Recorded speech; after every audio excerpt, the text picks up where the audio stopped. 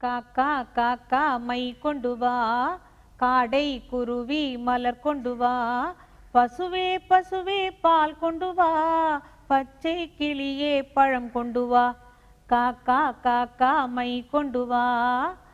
நம்ம நாட்டில் சின்ன பிள்ளைங்க பிறந்த குழந்தையிலேருந்து வயசானவங்க வரைக்கும் செஞ்சுக்கிற ஒரே ஒரு அலங்காரம் இந்த மை தான். சின்ன பிள்ளைங்களுக்கு இப்படி கண்ணில் தடவும் போது அப்படின்னு ஒரு சத்தம் போடுவாங்க. எதுக்கு தெரியுமா? எங்கேந்திரா இந்த சத்தம் வருதுன்னு புள்ள அப்படி மலங்க மலங்க மேலே முழிக்குமில்ல, அப்போ அப்படியே கண்ணில் மையை பூசி விட்டுருவாங்க. இந்த மையை தான் இப்போ நீங்கள் என்ன டப்பாவில் வாங்கி பூசிக்கிறீங்க, இல்லாட்டி பென்சிலை வச்செல்லாம் எழுதிக்கிறீங்க. எங்கள் ஊர்லெல்லாம் அப்படி இல்லைப்பா. எங்கள் பாட்டி காலத்துலேருந்து வீட்டில் தான் மை செய்வோம். அது எப்படி செய்யறதுங்கிறத உங்களுக்கு இன்றைக்கி சொல்கிறேன். ரொம்ப ஈஸிங்க, நல்லா செய்யலாம். வேண்டியதெல்லாம் என்ன? இப்படி ஒரு 2-3 செங்கல் வேணும். காற்று ரொம்ப படக்கூடாது. அதுக்கு தான் இப்படி அணைச்சாப்பில் நம்ம பொங்கலுக்கு அடுப்பு வைப்போம்ல, அந்த மாதிரி 2-3 செங்கலை அப்படி சேர்த்து வச்சுக்கிடுங்க. அதுக்கு அடியில் ஒரு அகல் விளக்கோ இல்லாட்டா இரும்பு விளக்குலையோ நல்ல விளக்கெண்ணெயை ஊற்றி, அதுக்கு திரி என்ன தெரியுமா போட்டிருக்கிறேன்? இம்புட்டூண்டு சின்ன துணி பிட்டு, அது பட்டு பிட்டாக இருந்தாலும் பரவாயில்ல, நூல் பிட்டாக இருந்தாலும் பரவாயில்ல, கரிசலாங்கண்ணி இலைய நல்லா கசக்கி சாறு புழிஞ்சு இந்த துணியை அதில் நனைச்சி நிழல் உணத்தெல்லாம் உணர்த்தி வச்சுக்கிறணும். இந்த தேவகோட்டை காரைக்குடி பக்கத்தில் கரப்பான் அப்படின்னு ஒரு செடி கிடைக்கும். அந்த செடியோட சாரத்தை கூட அழகாக பிரிஞ்சு வச்சுக்கலாம்.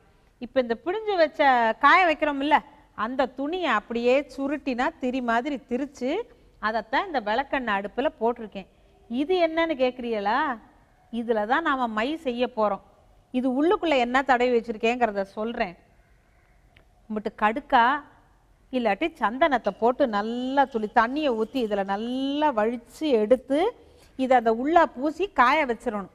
இதை அப்படியே காஞ்ச பிறகு இதை பாருங்க, அந்த விளக்கு அப்படியே அந்த கறி மேலே ஏறி படியிறாப்பில் வச்சிடணும். சத்தம் போடக்கூடாது. அந்த உள்ள சத்தம் போட்டால் அந்த விளக்கு இப்படி இப்படி அலையும் இல்லை, காற்று அடித்தாக்க அப்புறம் அந்த மை கூடு மாதிரி வராது. சத்தம் போடாத ஒரு இடத்துல மெதுவாக இதெல்லாத்தையும் வச்சுட்டு நீங்கள் வேடிக்கை பார்த்தீங்கன்னா, இந்த உள்ளே இருக்கிற விளக்கெண்ணெய் ஆகவும் அந்த திரி ஆகவும் இந்த கூடு இருக்குல்ல, இது மேலே அழகாக கருப்பாக அந்த மை அப்படியே படிஞ்சிடும். அது அப்படியே இது பாருங்க, தேன் கூடு மாதிரி இருக்கும். அப்புறமா இதை எடுத்து ஒரு தட்டில் நல்ல இரும்பு கத்தி, சுத்தமான கத்தியை வச்சு நல்லா அப்படி தட்டிட்டு, பசு வெண்ணெய் இருக்குல்ல, வெண்ணெயை எடுத்துக்கிடுங்க.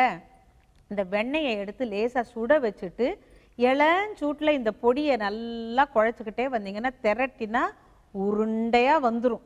இதை எடுத்து மைச்சிமிழுன்னு ஒன்று உண்டு தெரியுமா? இப்படி இப்படி பிரித்தா பிரிக்கலாமே. இரும்பில் கிடைக்கும், எவர் சில்வரில் கிடைக்குது, வெள்ளியில் வச்சுக்கிடுங்க, எதில் வேணாலும் வச்சுக்கிடுங்க. அந்த மையை அதுக்குள்ளே வச்சு மூடிட்டு தண்ணிக்குள்ளே போட்டு வச்சுருங்க. வேணும்னா கொஞ்சம் பச்சைக்கல் பூரம் போட்டுக்கிடலாம். இந்த 2 நாள் தண்ணியில் இருந்த பிறகு எடுத்தீங்கன்னா கரிக்கவே கரிக்காது. அழகாக எடுத்து இப்படி கண்ணுக்கு போட்டுட்டீங்கன்னாக்கா வயசானா கூட என்ன, கண்ணுக்கு மை அழகுதேன். கண்ணுக்கு மை அழகு, கிழவிக்கு அறிவழகு.